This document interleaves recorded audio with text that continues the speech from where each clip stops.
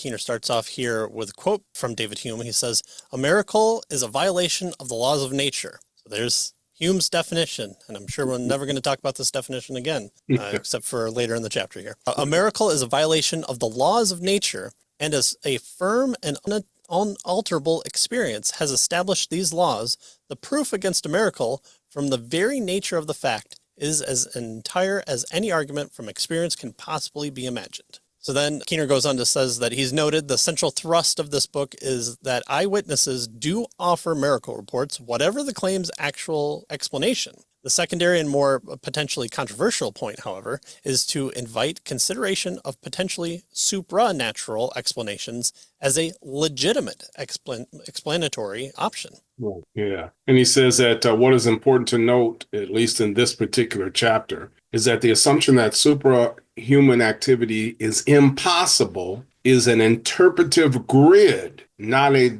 demonstrated fact. Right. So we look at a particular historical account, and he says we put a grid over it to determine, how we're going to interpret it. And so if we interpret it, if we see a particular account, he says, with regard to miracle, there's a particular interpretive grid that we look through in order to make that determination. And he says, worldviews, one worldview might expect miracles, whereas another doubts them. But notice each interprets experiences and phenomena accordingly. Both worldviews, however, are equally presuppositions. And so we're going to have to get beyond those and deal with those if we want to, try to come to some assessment of a particular account. And part of what he's going to do here is to examine Hume's presuppositions with regard to his arguments against miracles. He's going to do more specifically as we get into later chapters, but this is kind of an introduction for him with regard to Hume.